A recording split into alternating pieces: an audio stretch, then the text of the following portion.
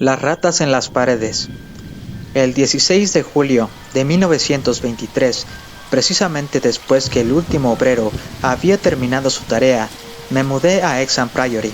La restauración había implicado desmedidos trabajos, ya que de la construcción original apenas si quedaba un montón de ruinas, pero como se trataba de la mansión de mis antepasados, no reparé en gastos.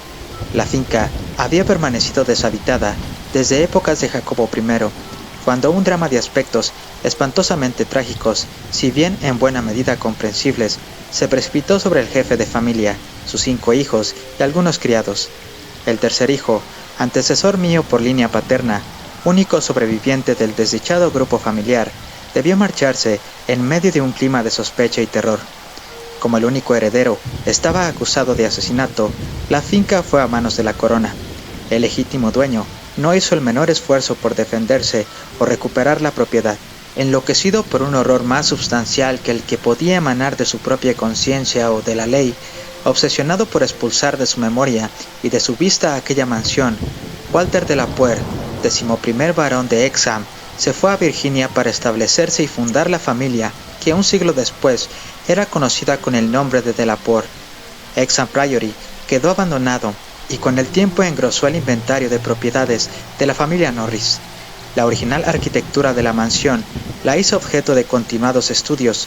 Constaba de torres góticas que se levantaban sobre una infraestructura sajona o románica, con cimientos que por su parte congregaban una mezcla de estilos romano, druida o el címbrico originario, si es posible, atenerse a las leyendas.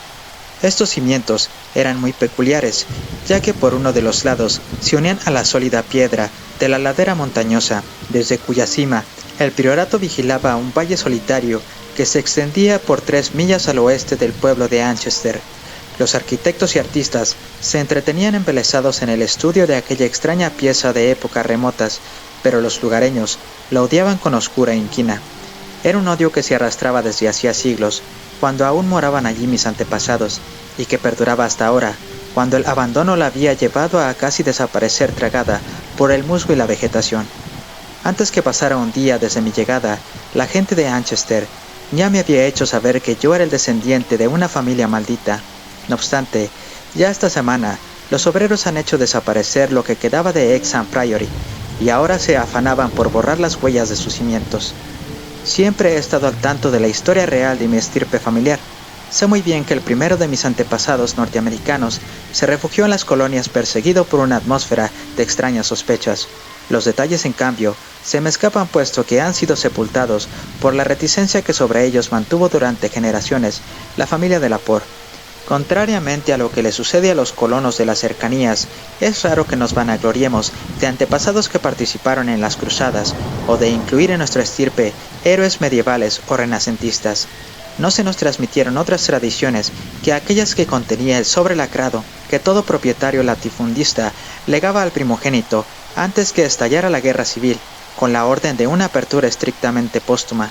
Solo nos enorgullecíamos en la familia con las glorias alcanzadas luego de la emigración, esplendores de un linaje virginiano orgulloso y honorable, aunque algo reservado y poco sociable. Toda nuestra fortuna se perdió durante la guerra y la existencia familiar se vio profundamente conmovida por el incendio de Carfax, morada de la familia al borde del río James. Mi anciano abuelo murió entre las llamas y con él se consumió el sobre lacrado que nos ataba al pasado. Aún hoy recuerdo el incendio. Mis ojos de 7 años contemplaban alterados a los soldados federales vociferar, a las mujeres contorsionarse desvalidas y a los negros rezando y dando alaridos. Mi padre era soldado del ejército y combatía en la defensa de Richmond. Luego de infinitas gestiones, mi madre y yo conseguimos trasponer las líneas enemigas y juntarnos con él. Al finalizar la guerra, nos dirigimos al norte, de donde era oriunda mi madre, y allí me hice grande, y a la larga, como corresponde a cualquier yanqui perseverante, me hice rico. Ni mi padre ni yo nos enteramos jamás del contenido del sobre testamentario. Por mi parte, atrapado por el rutinario devenir de las actividades mercantiles de Massachusetts, perdí todo interés en los misterios que seguramente ocultaba mi árbol genealógico. Con cuánto alivio habría entregado Exham Priory a los murciélagos, a las telarañas, al musgo y a la vegetación, si hubiese tenido, aunque fuese, una remota idea de lo que se escondía tras sus muros. Mi padre falleció en 1904 y no dejó mensaje alguno para mí ni para mi hijo único Alfred, un chico de 10 años y huérfano de madre.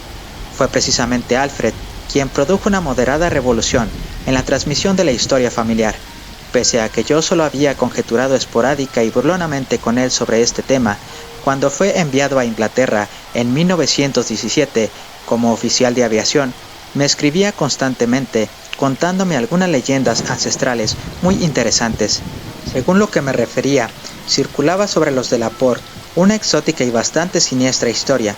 Un compañero de mi hijo, el capitán Edward Norris, del Cuerpo Aéreo Real, vivía cerca de la mansión familiar en Anchester y conocía unas supersticiones campesinas que harían las delicias de cualquier novelista truculento. Norris naturalmente no las creía, pero a mi hijo le divertían, razón por la cual fueron el tema de muchas de las cartas que me escribió. Finalmente, estas leyendas hicieron que concentrara mi atención en nuestro solar de ultramar y me impulsaron a comprar y reparar mi herencia que Norris mostró a Alfred y más aún, pudo ofrecérnosla por un precio muy razonable, puesto que un tío suyo era el actual propietario. Adquirí Hexham Priory en 1918, pero casi enseguida olvidé los planes de restauración para atender a mi hijo que regresaba inválido de la guerra. Vivió 2 años más, durante los cuales me consagré íntegramente a su atención, abandonando incluso la dirección del negocio a mis socios. En 1921, preso de una gran desolación sin motivaciones, marginado de toda actividad laboral y sintiendo el peso de la ya casi presente vejez, decidí entretener el resto de mis días ocupándome de la nueva posesión. En diciembre llegué a Anchester y me alojé en casa del capitán Norris, un joven algo entrado en carnes pero amable, que apreciaba mucho a mi hijo. De inmediato, me ofreció su ayuda para recopilar planos y anécdotas que sirvieran para las obras de restauración. La presencia de Hexham Priory no me producía emoción alguna. En realidad se trataba de una masa de abandonadas ruinas medievales, devorada por el musgo, sembradas de nidos de grajos en precario y amenazador equilibrio al borde de un precipicio impresionante, sin pisos o cualquier otro rastro de interiores, excepto los muros de piedra de las torres. Una vez que llegué a tener una idea de cómo debió haber sido el edificio cuando fue abandonado 3 siglos antes por mis antepasados, comencé a contratar obreros para emprender las obras. La dificultad inicial consistió en que debí buscar la mano de obra necesaria en poblaciones alejadas, ya que los habitantes de Anchester manifestaban un rechazo y un temor verdaderamente notables hacia aquel lugar. La aversión era de tal magnitud que a veces conseguía contagiar a los trabajadores que venían de otros sitios, lo que ocasionaba constantes deserciones. El sentimiento se proyectaba tanto al priorato como a la familia originalmente propietaria del solar. Mi hijo me había contado que durante sus visitas al pueblo, la gente se había mostrado algo retraída con él, debido a que era un de Laporte. Por análoga razón, ahora yo experimentaba el mismo recibimiento, que persistió hasta que logré convencerlos que casi ni tenía noticias de mis antepasados. No obstante, los vecinos no se mostraban hospitalarios conmigo, razón por la cual recurrí a Norris para recopilar todas las tradiciones populares que aún seguían circulando. Lo que no me podían perdonar era que yo hubiese venido a restaurar lo que para ellos era el máximo emblema del aborrecimiento. Más o menos oscuramente para todos ellos, Hexham Priory no era más que una cueva de monstruos. Resumiendo todas las historias que Norris había reunido para mí y agregándoles el testimonio de investigadores que a su debido tiempo habían visitado las ruinas, llegué a la conclusión de que Hexham Priory se había levantado sobre el sitio que en otro tiempo había ocupado un templo prehistórico, una construcción druida, incluso contemporánea a Stonehenge. A casi nadie le quedaban dudas que en aquel lugar se habían celebrado abominables ceremonias y que tales prácticas habían pasado al culto de Cibeles, introducido tiempo después por los romanos. Todavía eran legibles en las paredes del sótano inscripciones tan inconfundibles como Tiu, Ops, Magna, Mat, signos de la Magna Mater, culto tenebroso vanamente prohibido a los ciudadanos romanos. Anchester había sido sede de la Tercera Legión Augusta, según lo probaban numerosos restos, y de acuerdo a precisos indicios, el templo de Cibeles debió ser una imponente construcción, que congregaba innumerables fieles para las ceremonias que eran presididas por un sacerdote frigio. Las historias añadían que el derrumbe de la vieja religión no significó el fin de las orgías que se desarrollaban en el templo, sino que por el contrario, los sacerdotes abrazaron la nueva fe sin modificar en lo sustancial sus creencias. También se sostenía que los ritos no habían cesado con la llegada de los romanos. Algunos sajones se habían sumado a lo que quedaba del templo, otorgándole los rasgos que con el tiempo habrían de singularizarlo, convirtiéndolo en el centro de difusión de un culto tan temido, por lo menos en la mitad del territorio que ocupaba la Heptarquía. Una crónica del año 1000 después de Cristo menciona el sitio refiriéndose a él como un priorato construido de piedra, donde vivían una peculiar aunque poderosa orden monástica que no necesitaba grandes murallas para mantener alejado al atemorizado populacho. Los daneses nunca llegaron a destruirlo, aunque seguramente su suerte debió desvanecerse luego de la conquista normanda, ya que no hubo impedimento alguno para que en 1261 Enrique III entregara la propiedad a mi antepasado Gilbert de la Porte, primer barón de Hexham. De mi familia, en especial, no conseguí testimonios adversos, pero algo extraño debió ocurrir por entonces. Otra crónica, esta vez de 1307, habla de un de la Porte, al que califica de renegado de Dios. Por su parte, las leyendas populares denotan un miedo y pánico a decir cualquier cosa sobre el castillo que se erigió sobre el templo y el priorato. Los cuentos que circulaban sobre el lugar eran especialmente espeluznantes, terror que enfatizaban con la reticencia y evasivas que ostentaban. En ellos, mis antepasados aparecen como una estirpe de demonios, frente a los cuales un Gil de Rey o un Sade no eran más que aprendices. También se les atribuía responsabilidad en la desaparición de aldeanos, y esto durante varias generaciones. Según esta tradición, los peores fueron los varones y sus directos herederos. La mayor parte de las historias se referían a ellos. Si un descendiente mostraba inclinaciones más benévolas, seguramente fallecía a edad tierna y de modo misterioso, para dejar sitio a otro descendiente que hiciera más honor al apellido. Los de la Porte profesaban al parecer un culto propio, oficiado por el cabeza de familia y ocasionalmente reservado a unos pocos miembros de la familia. En dicho culto participaban también quienes ingresaban al núcleo familiar por la vía del matrimonio. Lady Margaret Trevor de Cornualles, la mujer de Godfrey, segundo de los hijos del quinto barón, terminó siendo una de las brujas más famosas entre los niños de todo el país, y la diabólica heroína de un viejo y macabro romance aún en circulación cerca de la frontera galesa. También había ingresado a esa literatura popular la historia de Lady Mary de la Porte, quien a poco de casarse con el barón de Shropfield fue asesinada por este y su madre. Poco después, los asesinos fueron absueltos y bendecidos por el sacerdote al que confesaron todo lo que no se atrevían a decir en público. Esas leyendas y romances, propios de la más ramplona superstición, me desagradaban profundamente. La persistencia en adherirse a generaciones y generaciones de mis antepasados me parecía especialmente irritante, porque si bien las acusaciones de costumbres monstruosas eran constantes, el único escándalo conocido entre mis antepasados más inmediatos era el de mi primo, el joven Randolph de la Porte de Carfax, quien se había ido a vivir con los negros, haciéndose oficiante de un rito vudú tras su regreso de la Guerra de México. Muchísimo menos me interesaban las historias sobre alaridos y aullidos en el valle solitario y siempre barrido por el viento que comenzaba a extenderse al pie del precipicio de piedra caliza. Tampoco las que se entretenían en referir los fétidos olores que despedían las tumbas luego de las lluvias de la primavera, o el ululante objeto blanco que el caballo de Sir John Clave había pisado una noche, o sobre el criado que había perdido el juicio como consecuencia de algo indefinible que había visto a plena luz en el priorato. Todo ello no eran más que rezagos de historias fantásticas, de esas que prenden tanto en el vulgo, y por entonces yo era un escéptico de una sola pieza. No descartaba del todo los relatos sobre aldeanos desaparecidos, pero no me resultaban especialmente significativos en el contexto de las prácticas medievales. Ciertas historias resultaban muy pintorescas y lamenté no haber estudiado más mitología comparada en mi juventud. Circulaba, por ejemplo, la creencia que una legión de diablos con alas de vampiro se congregaba todas las noches en el priorato para concelebrar sus aquelarres. Se alimentaban con verduras, lo que explicaba la desmesurada abundancia de hortalizas ordinarias que se cultivaban en los enormes huertos.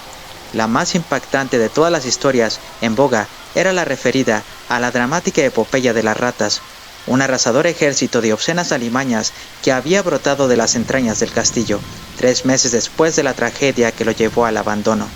una luz de repugnantes y voraces bestezuelas que habían barrido con todo a su paso, aves, gatos, perros, conejos, cerdos y hasta 2 desdichados pobladores.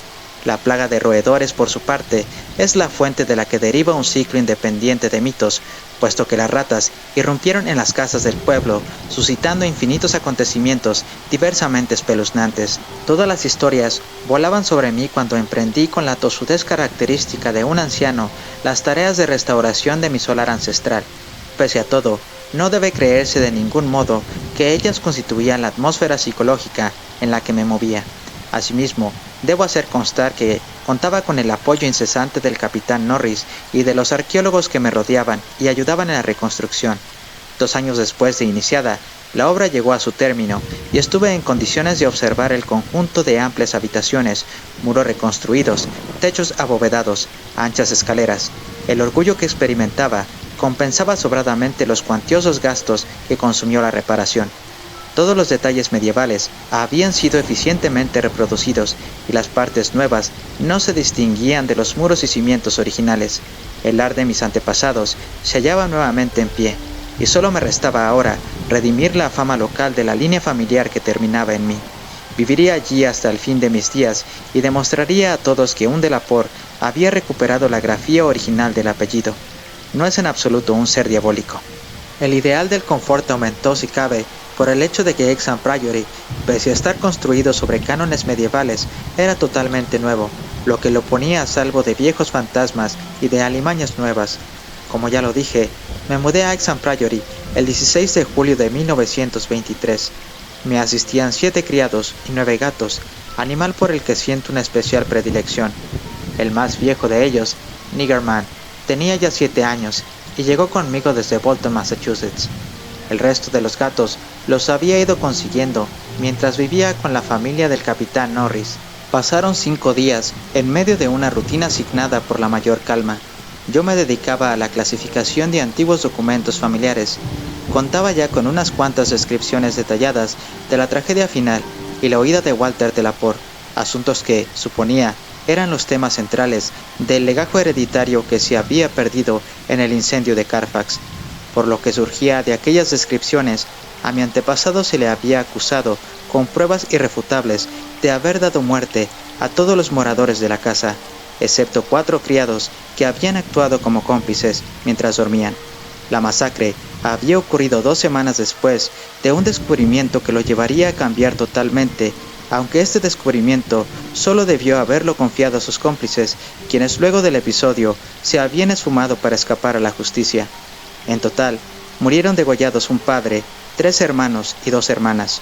Curiosamente, la ordalía de sangre contó con el consenso de los aldeanos y la negligencia de la justicia hasta el punto que el instigador pudo huir a Virginia en medio de todos los honores, sin disfrazarse y sin contratiempos. La sensación general fue que finalmente se había liberado a aquellas tierras de una maldición inmemorial. Ignoro completamente cuál pudo haber sido el descubrimiento que empujó a mi antepasado a esa decisión tan terrible. Walter Delaporte tenía que conocer desde siempre las macabras historias que sobre la familia circulaban, razón por la cual creo que no radicaban en ellas los móviles de la acción. ¿Acaso habría presenciado alguno de los ritos ancestrales y espeluznantes, o tal vez se habría encontrado con algún símbolo revelador? Tenía reputación de ser un joven tímido y de muy buenos modales. En Virginia se le conoció como alguien de carácter atormentado y temeroso. El diario de otro aventurero de rancio abolengo, Francis Harry de Bellevue, dice que era una persona de un estricto sentido de la justicia, del honor y de la discreción. El 22 de julio ocurrió el primer incidente al que en el momento apenas se le prestó atención, pero que hoy recobra el carácter premonitorio de todo lo que vendría después. Fue tan insignificante que casi no se le dio importancia. Debemos recordar que puesto que el edificio era nuevo prácticamente en su totalidad, excepto los muros, y como estaba atendido por una eficiente servidumbre, habría sido absurdo experimentar aprensión alguna ante las historias que circulaban. Esto es casi todo lo que puedo recordar del episodio del 22 de julio. El viejo gato negro, a quien también conozco, estaba perceptiblemente nervioso y al acecho, estado que no condecía con su humor habitual. Se paseaba por las habitaciones y olfateaba constantemente los muros. Advierto perfectamente lo trivial que puede parecer este dato. Me recuerda al perro de la historia de fantasmas que con sus gruñidos anuncia al amo algo, hasta que finalmente se descubre la figura envuelta en sábanas, pero en este caso tiene su importancia.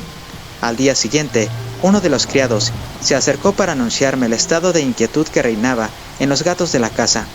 Yo estaba en el estudio, una habitación del segundo piso, de techos altos y orientada al oeste. Tenía una triple ventana gótica que daba al precipicio y desde donde se contemplaba el desolado valle. Mientras escuchaba al criado, advertí cómo Niggerman se movía a un lado y otro del muro y arañaba el nuevo revoque que cubría a la antigua piedra. Conjeturé con el criado que debía tratarse de algún olor o emanación de la antigua mampostería, no perceptible para el olfato humano. En verdad, eso es lo que creía. El criado aventuró la hipótesis de la presencia de ratas, pero yo la rebatí puesto que en aquel sitio no se las había visto al menos durante 300 años, y en lo referente a los ratones de campo, difícilmente habrían podido trepar hasta tan altos muros, y además, tampoco nunca se los había visto merodear por allí.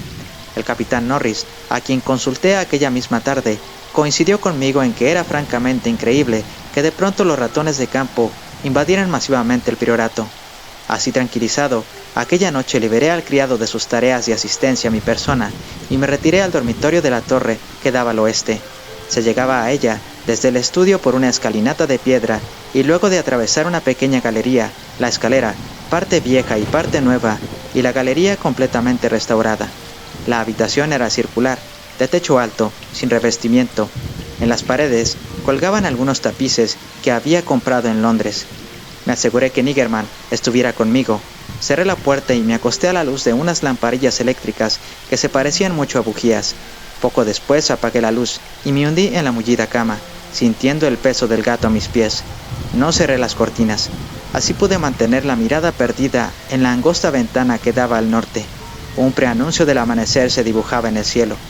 Poco después, debí quedarme apaciblemente dormido, pues recuerdo perfectamente salir de profundos y gratos sueños cuando el gato dio un súbito respingo. Pude verlo recortado contra la evanescente luz de la aurora que se dibujaba en la ventana. Mantenía la cabeza tensa, las patas hundidas en mis tobillos. Tenía los ojos clavados en un punto de la habitación, ubicado al oeste de la ventana, sitio en el que mi vista no encontraba nada digno de referir, pero donde se habían concentrado mis 5 sentidos. Tras unos momentos, descubrí el motivo de la excitación de Niggerman. No sabría decir si los tapices se movieron o no, aunque en ese momento me pareció que sí. En cambio, no tengo dudas que tras los tapices se oyó un ruido, tenue pero nítido, como de ratas o ratones escabulléndose precipitadamente. En ese preciso instante, el gato se arrojó literalmente sobre el tapiz de colores llamativos, haciéndolo caer y dejando al descubierto un antiguo y húmedo muro de piedra, reparado en varios sectores por los restauradores, de roedores ningún rastro. Niggerman olisqueó escrupulosamente el muro, desgarró el tapiz caído e incluso intentó introducir sus garras entre la pared y el zócalo. No encontró nada, por lo que luego de un rato volvió muy fatigado a su posición inicial, a mis pies. Yo no me había movido de la cama, pero no pude volver a dormir en el resto de la noche. Al día siguiente, pregunté a la servidumbre si había notado algo anormal durante la noche. Nadie había advertido nada, excepto la cocinera, quien recordaba el extraño comportamiento de un gato que estaba tendido en el alféizar de la ventana. A cierta hora, el gato se había puesto a maullar, despertando a la cocinera justo para verlo lanzarse desesperado escaleras abajo. Tras una ligera modorra, a continuación del almuerzo, fui a visitar al capitán Norris, quien se interesó especialmente en mi relato de lo ocurrido la noche anterior. Los extraños sucesos, a la vez tan curiosos, apelaban a su sentido de lo pintoresco y, en consecuencia, le traían a la memoria infinidad de historias locales sobre fantasmas. No conseguíamos explicar racionalmente la presencia de ratas y lo único que atinó Norris fue a facilitarme unas trampas y veneno que, una vez en casa, ordené a los criados colocaran en lugares estratégicos. Pronto me fui a la cama, pues estaba con mucho sueño. Sin embargo, mientras dormía tuve horribles pesadillas. En ellas, me despeñaba rodando vertiginosamente desde una gran altura a una gruta tenuemente iluminada, cuyo piso estaba cubierto por una gruesa capa de estiércol. En la gruta había una suerte de diablo porquerizo, de barba canosa, que arriaba con su bastón un rebaño de bestias flácidas y con forma de hongo, cuya presencia me produjo una frenética repugnancia. El porquerizo se detenía un instante a divisar su rebaño. En ese momento, un indescriptible enjambre de ratas llovía del cielo sobre el pestilente abismo y devoraban a las bestias y al hombre. En medio de tan aterradora pesadilla, me desperté súbitamente a causa de bruscos movimientos de Niggerman, que hasta un instante antes dormía tendido a mis pies. Esta vez no fue necesario inquirir por el origen de sus bufidos y resoplidos, ni del miedo que instintivamente le llevaba a hundir sus garras en mis tobillos. Las paredes de la habitación exhalaban un repugnante ruido, el producido por enormes ratas, seguramente famélicas, al desplazarse. Encendí la luz y pude ver el tapiz, que había sido reemplazado, en medio de una espantosa sacudida que producía en los ya de por sí originales dibujos una especie de tétrica danza de la muerte. La agitación del tapiz fue fugaz, así como los ruidos. Salté de la cama, examiné el tapiz con el largo mango del calentador de cama. Con el improvisado instrumento lo levanté y miré qué había debajo. Nuevamente, solo se veía el reparado muro de piedra. Para entonces, el gato se había tranquilizado. Al inspeccionar la trampa circular que había puesto en la habitación, comprobé que todos los orificios estaban forzados, aunque no había rastro alguno de ratas. Por supuesto que ni se me ocurrió volver a la cama, así que encendí una vela, abrí la puerta, salí a la galería que terminaba en la escalinata de piedra que llevaba a mi estudio. Niggerman no se separaba de mis talones. Sin embargo, antes de llegar a la escalera, el gato salió disparado hacia adelante y desapareció de mi vista. Mientras bajaba por la escalera, me llegaron unos sonidos producidos en la gran habitación que quedaba debajo, sonidos inconfundibles. Los muros revestidos de artesonado roble hervían de ratas que correteaban en medio de un gran frenesí. Niggerman corría de un lado al otro, con la desesperación del cazador que se siente burlado. Al llegar abajo, encendí la luz, pero esta vez, esa no fue razón para que cesara el ruido. Las ratas seguían activas en medio de tal varaunda que llegué a distinguir con precisión el sentido de su desplazamiento. Las bestias, al parecer en cantidad infinita, iban en una impresionante migración desde una impredecible altura hacia una profundidad abismal. Escuché ruido de pasos humanos en el corredor, y poco después, 2 criados abrían la sólida puerta. Rastrearon toda la casa buscando el origen de aquella conmoción que echó a maullar a todos los gatos de la casa, mientras se abalanzaban sobre la cerrada puerta del sótano. Pregunté a los criados si habían visto a las ratas. Me respondieron que nadie las había visto. Junto con ellos, bajé hasta la puerta del sótano, de donde ya se habían dispersado los gatos. Tomé la decisión de explorar la cripta que había debajo, pero por el momento me limité a revisar las trampas. Todas habían saltado, pero no tenía ninguna rata. Satisfecho que solo los gatos y yo hubiésemos oído a las ratas, me quedé en mi estudio hasta que llegó el día, pensando denodadamente sobre la causa de todo aquello y recordando todas las leyendas que había recopilado para extraer las referencias que hacían al edificio. Durante la mañana conseguí dormir un rato, reclinado sobre el único sillón confortable de la habitación. Cuando desperté, llamé por teléfono al capitán Norris, quien poco después se hizo presente y me acompañó a explorar el sótano. No encontramos absolutamente nada, aunque sí averiguamos, no sin un estremecimiento, que la cripta había sido construida durante el tiempo de los romanos. Los arcos bajos y los sólidos pilares eran de estilo romano, no de ese degradado estilo de los sajones, sino del severo y armónico clasicismo del tiempo de los césares. En las paredes volvían a aparecer inscripciones familiares a los arqueólogos que habían trabajado en el lugar. Se leía Vegetae, Prop, Temp, Dona, El Praec, Pest, Pontifi, Atis y otras cosas más. La referencia a Atis me perturbó, porque había leído a Cátulo, quien habla de los espeluznantes ritos que se ofrendaban al dios oriental, ritos que casi se confundían con los debidos a Cibeles. A la luz de unas linternas, Norris y yo tratamos de descifrar los extraños y descoloridos dibujos trazados sobre unos bloques de piedra irregularmente rectangulares, seguramente altares. Nos vino a la memoria que uno de aquellos dibujos, una suerte de sol que proyectaba rayos en todas direcciones, sirvió a los arqueólogos para demostrar su origen no romano, sino de un tiempo muy anterior. Sobre uno de los bloques se veían unas manchas marrones muy significativas. El más grande de todos, que se encontraba en medio de la estancia, tenía en su cara superior ciertos rastros que indicaban el paso del fuego. Seguramente sobre él se hacían ofrendas incineradas. En lo esencial, eso era todo lo que se veía en la cripta. frente a cuya puerta los gatos se habían concentrado a maullar desesperadamente. Norris y yo decidimos pasar la noche en aquel lugar. Ordené a los criados que bajaran 2 divanes. Les advertí que no se preocuparan por la conducta que los gatos pudiesen mostrar durante la noche y admití a Niggerman como acompañante y ayudante. Nos pareció del caso cerrar herméticamente la gran puerta de roble. La cripta estaba situada por debajo de los cimientos del priorato, en la cara del precipicio que dominaba el inhóspito valle. Tenía la certeza que hacia allí se habían desplazado las ratas.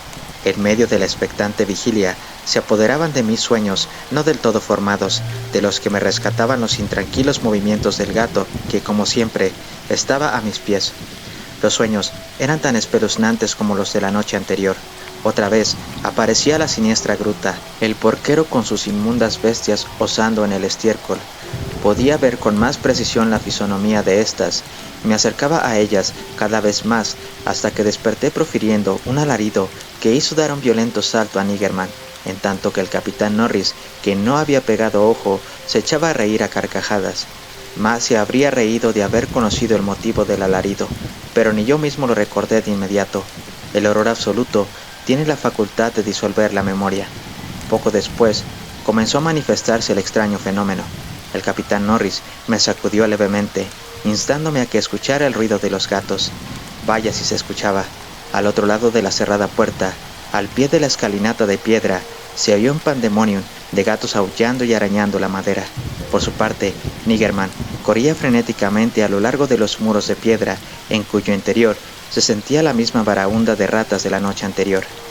Me ganó una sensación de terror, pues todo aquello no podía explicarse racionalmente. A menos que fuesen producto de un delirio que yo compartía con los gatos, aquellas ratas debían escabullirse a una madriguera emplazada en medio de los muros romanos que, hasta donde yo sabía, estaban hechos de sólidos bloques de roca caliza. Llegué a imaginar que al cabo de 17 siglos, el agua tal vez habría excavado túneles que luego los animales se encargarían de ensanchar y conectar entre sí. Pese a estos intentos de explicación, el horror me paralizaba, porque suponiendo que fuesen alimañas de carne y hueso, ¿por qué Norris no oyó el repugnante alboroto? ¿Por qué solo me pidió que observara a Niggerman y que escuchara los maullidos de los gatos de afuera? Cuando estuve en condiciones de confiarle lo más racionalmente posible lo que creía estar oyendo, hasta mis oídos llegó el último acorde del escalofriante barullo. Ahora el ruido parecía apagarse, se oía aún más abajo, mucho más abajo del sótano, hasta el extremo que todo el precipicio parecía acribillado por ajetreadas ratas. Norris no estaba tan escéptico como yo había supuesto, parecía profundamente agitado. Mediante señas, me comunicó que había cesado el alboroto de los gatos, otra vez cazadores defraudados. Mientras tanto, Niggerman era invadido nuevamente por el desasosiego y se ponía a escarbar tenazmente en la base del gran altar de piedra. En ese momento, mi terror llegaba al paroxismo. El capitán Norris, hombre mucho más joven y fornido, y presumiblemente bastante más pragmático que yo, también se veía inquieto.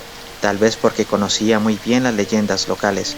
Ambos nos limitamos a observar cómo Niggerman hundía sus garras, cada vez con menos entusiasmo, en la base del altar. De tanto en tanto, alzaba la cabeza, me miraba y maullaba. Norris acercó una linterna al altar para examinar de cerca el sitio donde el gato excavaba. Se arrodilló y arrancó unos líquenes que seguramente estaban allí desde hacía siglos, pero, pese a mucho escarbar, no encontró nada singular, y cuando volví a levantarse, advertí algo trivial que, sin embargo, hizo que me estremeciera. Comuniqué el descubrimiento a Norris y ambos nos pusimos a investigar el hallazgo casi imperceptible, con el entusiasmo propio de quien se encuentra con una pista que confirma lo acertado de sus sospechas. Se trataba de lo siguiente: la llama de la linterna que reposaba sobre el altar se movía, tenue pero perceptiblemente, por acción de una corriente de aire que sin duda había comenzado a soplar por la ranura que había entre el suelo y el altar, precisamente en el sitio donde Norris había estado desbrozando los líquenes. Concluimos la noche en el estudio, discutiendo los próximos pasos que debíamos emprender. El descubrimiento de aquella cripta, que había pasado inadvertida a los especialistas que durante siglos se dedicaron a explorar el edificio, nos produjo una considerable excitación. Por cierto, que éramos profanos en todo lo que se relacionara con lo siniestro, circunstancia que nos colocaba ante un dilema. abandonar cualquier acción ulterior y el propio priorato en nombre de una precaución supersticiosa o alimentar nuestro sentido de la aventura y el riesgo, fuesen cuales fueren los horrores que nos depararan aquellos insondables abismos. De mañana llegamos a un acuerdo. Buscaríamos en Londres científicos y arqueólogos capacitados para desentrañar aquel misterio. Debe decirse también que antes de dejar el sótano hicimos vanos e ingentes esfuerzos por mover la gran piedra del altar central, portada de acceso, como ahora lo reconocíamos, a abismos de indescriptible terror. A hombres más sabios y más capacitados que nosotros les correspondería develarlos. Permanecimos un largo tiempo en Londres, durante el que dimos a conocer nuestras experiencias, conjeturas y las legendarias anécdotas a 5 calificadas autoridades científicas, personas que además sabrían tratar con la debida discreción cualquier aspecto delicado del pasado familiar que pudieran revelar las investigaciones. La mayor parte de ellos mostraron gran interés por el asunto. No me parece del caso dar el nombre de todos ellos, pero sí puedo decir que entre ellos se encontraba Sir William Brinton, cuyos trabajos en el Troad en su momento concitaron la atención de todo el mundo. Durante el viaje en tren con ellos, rumbo a Manchester, se apoderó de mí algo así como un desasosiego, como si estuviera en la víspera de atroces revelaciones. Desazón también se advertía en el rostro de muchos de los norteamericanos que vivían en Londres por la inesperada muerte de su presidente, ocurrida del otro lado del océano. En la tarde del 7 de agosto llegamos a Hexham Priory. Los criados me informaron que durante mi ausencia no había ocurrido nada digno de curiosidad. Todos los gatos se habían mostrado tranquilos y ninguna trampa daba muestras de haber sido tocada. Las investigaciones tendrían comienzo al día siguiente. Por el momento, me dediqué a asignar a mis huéspedes habitaciones provistas de todo lo necesario para hacer confortable su estadía. De noche, me fui a mi habitación de la torre, acompañado del siempre fiel Niggerman. Pronto me dormí y fui asaltado otra vez por espantosos sueños. Una de las pesadillas me colocaba en una fiesta romana del tipo de la Trimalción, donde debía presenciar una repugnante monstruosidad sobre una fuente cubierta. Nuevamente, volvió recurrente la pesadilla del porquero y su hediondo rebaño en la gruta tenebrosa. Cuando desperté, ya era de día, y en las habitaciones de abajo no se oía ningún ruido. Las ratas, ya fuesen reales o imaginarias, no me habían molestado. Lo mismo le había pasado a Niggerman, que dormía plácidamente a mis pies. Ya abajo, comprobé que en el resto de la casa reinaba la más absoluta tranquilidad. Según la hipótesis de uno de los científicos que me acompañaban, alguien de apellido Thornton, especialista en fenómenos psíquicos, ello era debido a que en ese momento se me develaba lo que determinadas fuerzas desconocidas deseaban que viese, hipótesis que, a decir verdad, me pareció un absurdo. Todo estaba listo, así que a eso de las 11, los 7 hombres que formábamos el grupo, cargando focos eléctricos y herramientas para excavación, bajamos al sótano y cerramos con llave la puerta tras nosotros. También nos acompañaba Niggerman, ya que los investigadores consideraron útil aprovechar su aguzada percepción para el caso que se produjeran difusas manifestaciones de presencia de roedores. Poca atención prestamos a las inscripciones y a los dibujos del altar. 3 de los científicos ya los habían visto y los demás estaban al tanto de sus características. En cambio, el altar central concentró todos los esfuerzos. Luego de una hora de duro trabajo, Sir William Brinton había conseguido desplazarlo hacia atrás, empleando una especie de palanca totalmente desconocida para mí. De este modo, se desplegó ante nuestra vista un espectáculo inaudito, frente al que no habríamos sabido cómo reaccionar si no hubiésemos estado prevenidos. A través de un agujero casi cuadrado, abierto sobre el enlosado suelo y desparramados en un tramo de escalera tan desgastado que parecía casi una superficie plana, con una leve inclinación en el centro, podía verse un espantoso amasijo de huesos humanos, o por lo menos semihumanos.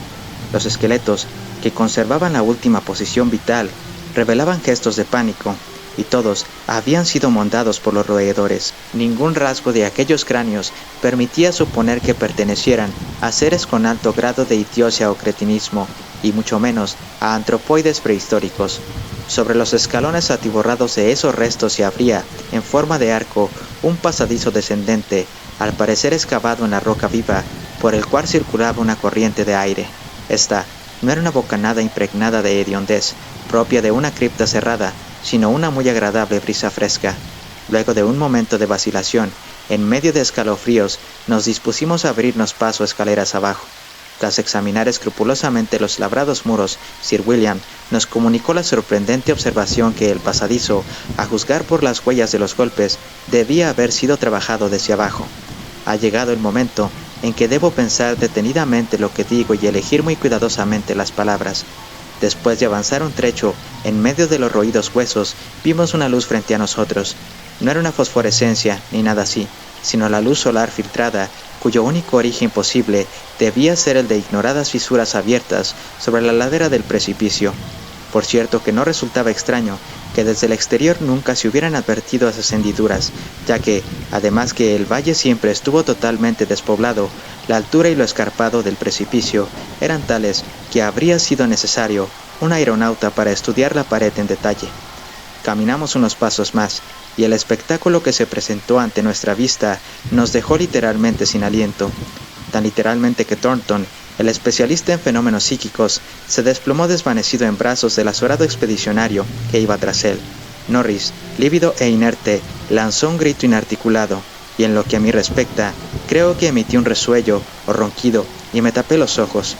El hombre que marchaba a mis espaldas, el único que tenía más edad que yo, pronunció el trillado «Dios mío», con una voz quebrada que aún recuerdo.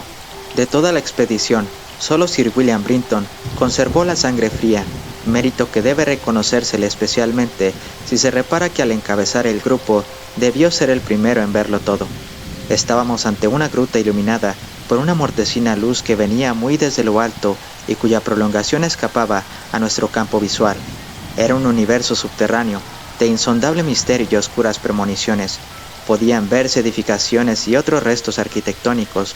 Con mirada aún enturbiada por el pánico, divisé un singular túmulo, un impresionante círculo de monolitos, ruinas romanas de bóveda baja, los restos de una pira fúnebre sajona y hasta una primitiva construcción inglesa de madera.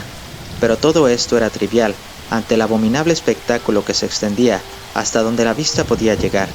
Una demencial maraña de huesos humanos o de aspecto humano igual a los que habíamos visto antes. Como si fuera un espumante mar, los huesos cubrían todo. Unos estaban sueltos, otros aún permanecían articulados en esqueletos que denotaban posturas de diabólico frenesí, de repeler ataques o de consumar intenciones caníbales. El Dr. Trask, el antropólogo del grupo, intentó identificar los cráneos, pero se encontró con una degradada mezcolanza que le causó gran perplejidad. La mayoría de ellos pertenecían a seres muy anteriores al hombre de Pitdown, aunque de todos modos estaba fuera de toda discusión su origen humano. Muchos eran de grado superior, y solo algunos podían atribuirse a seres con cerebro y sentidos plenamente desarrollados. Prácticamente no había hueso que no estuviese roído, en especial por las ratas, pero también por otros seres de aquel aquelarre infernal.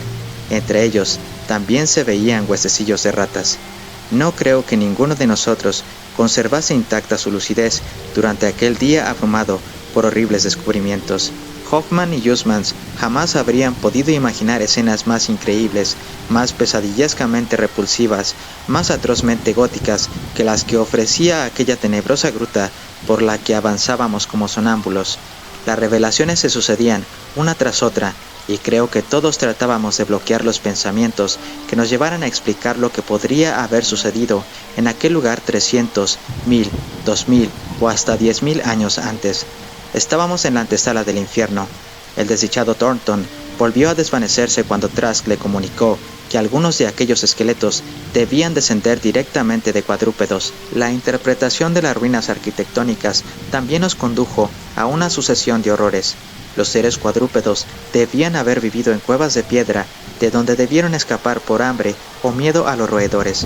Las ratas se contaban por legiones y evidentemente se habían cebado con las verduras ordinarias, cuyos residuos aún podían encontrarse en el fondo de grandes recipientes de piedra. Entendía ahora por qué mis antepasados cultivaban aquellos huertos inmensos. Ojalá pudiese olvidarlo todo. No fue preciso inquirir sobre el propósito de aquellas diabólicas huestes de roedores. Iluminando con su proyector la ruina romana, Sir William leyó en voz alta el más sorprendente ritual jamás conocido y habló de la dieta alimenticia del culto antediluviano que encontraron los sacerdotes de Cibeles y juntaron al suyo propio. Aunque acostumbrado a la vida de las trincheras, Norris no podía caminar erguido al salir de la construcción inglesa. Por mi parte, me animé a entrar en lo que resultó ser la construcción sajona, cuya puerta de roble se encontraba en el suelo. Encontré una hilera de celdas de piedra, con barrotes carcomidos por el óxido. 3 estaban ocupadas por esqueletos pertenecientes a seres superiores, y en el dedo índice de uno de ellos pude ver un sello con nuestro escudo de armas. Sir William halló una cripta con celdas aún más antiguas debajo de la capilla romana. Esta vez, todas estaban desocupadas. Más abajo había otra cripta de techo bajo, cribada de nichos con huesos prolijamente alineados, en algunos de los cuales se leían terribles inscripciones geométricas en latín, griego y lengua frigia. A su vez, el Dr. Trask había abierto uno de los túmulos. En su interior había cráneos de poca capacidad, apenas más desarrollados que los de los gorilas, pero inscriptos con signos ideográficos indescifrables. Era notable la imperturbabilidad de mi gato ante aquellos espectáculos. Una vez lo descubrí subido a una pavorosa montaña de huesos y en su relampagueante mirada amarilla presentí secretos cuyo sentido se me escapaba. Luego de hacernos una ligera idea de las terribles revelaciones que escondía aquella parte de la tenebrosa caverna, lugar tan espantosamente presagiado en mi recurrente sueño, volvimos al abismo aparentemente sin fin, donde no se filtraba ni un solo rayo de luz. Ignoraremos para siempre qué invisibles mundos estigios había más allá del muy pequeño trecho que recorrimos, pero coincidimos en que un mayor conocimiento en absoluto redundaría en beneficio alguno para la humanidad. Pero, aún en el escaso radio en que nos habíamos movido, había suficientes cosas para atraer nuestra atención. Unos pasos más, y la luz de los focos se posó sobre infinitos pozos donde las ratas habían tenido un festín, y cuyo agotamiento fue motivo para que las huestes famélicas se arrojaran en primera instancia sobre los rebaños de seres hambrientos de la gruta, y luego escaparan en tropel del priorato para producir aquella devastadora ordalía que los lugareños ya nunca olvidarían. Los pozos eran realmente inmundos, con sus huesos quebrados y abiertos cráneos, cimas de rebosantes huesos de pitecántropos, celtas, romanos e ingleses. Algunos de ellos estaban repletos y sería imposible aventurar alguna noción de profundidad. Otros tenían una profundidad mayor de la que podían entrever los focos, y aún así se notaban abarrotados de cosas.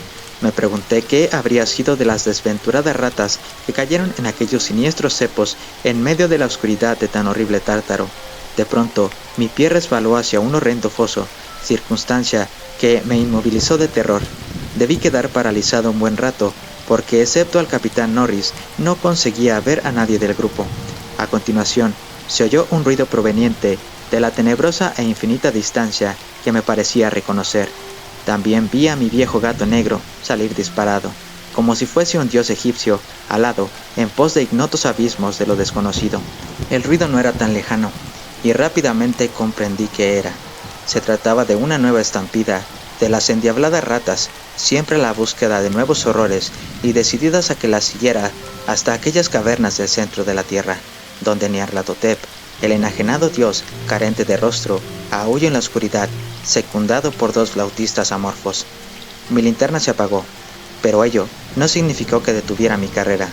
Escuchaba voces, alaridos, ecos, pero dominándolo todo, se oía el siniestro e inconfundible corretear, al principio tenuemente, luego con mayor vértigo, como un cadáver rígido e hinchado, deslizándose tranquilamente por un río de grasa que se escurre bajo infinitos puentes de ónix hasta volcarse súbita e inconteniblemente en un negro y putrefacto mar. Sentí que algo flácido y redondo me rozaba, las ratas, el viscoso, gelatinoso y voraz ejército que se nutre de vivos y muertos. ¿Por qué las ratas no iban a comer aún de Lapor si los de Lapor nada se privaban de comer? Si hasta la guerra se había comido a mi propio hijo. Al diablo con todo. Voraces lenguas de fuego yanquis habían devorado a Carfax, convirtiendo en cenizas al viejo de Lapor y al secreto de la familia. No, lo repito, no soy el porquero monstruoso de la gruta. No era el rechoncho rostro de Norris lo que había sobre aquel flácido ser en forma de hongo. Él seguía vivo, pero mi hijo había muerto. ¿Cómo pueden ser de un Norris las tierras de un de Lapor? Es vudú, puedo asegurarlo. La serpiente manchada. Maldito Thornton, te enseñaré a desmayarte ante las obras de mis ancestros. Canalla, te enseñaré el gusto por la sangre. Magna Mater, Magna Mater. Atis, Tia, At, Yagus, Pach, Tunak. Según dicen, estas son las cosas que yo musitaba cuando me encontraron en medio de las nieblas 3 horas después. Me encontraba acuclillado sobre el cuerpo a medio devorar del capitán Norris, y Niggerman se abalanzaba sobre mí para clavar sus garras en mi garganta. Pero todo ha pasado ya. Exham Priory se ha desvanecido en el aire. Me han separado de mi viejo gato negro. Me han confinado en esta enrejada habitación de Hanwell, y sé que corren espantosos rumores acerca de mi mansión y de lo que en ella me ocurrió. Thornton está en una habitación cercana a la mía, pero no me permiten hablar con él. Cada vez que hablo del pobre Norris, me acusan de haber hecho algo horrible. Deberían saber que no fui yo. Deberían saber que fueron las ratas, las sigilosas y famélicas ratas, las que con su incesante ajetreo no me dejan conciliar el sueño. Las diabólicas ratas que se pasan todo el tiempo correteando detrás de los acolchados muros de mi habitación y que me invitan a que las siga en la búsqueda de nuevos horrores que no pueden siquiera compararse con los hasta ahora conocidos. Las ratas que nadie más que yo puede oír. Las ratas de las paredes. Fin.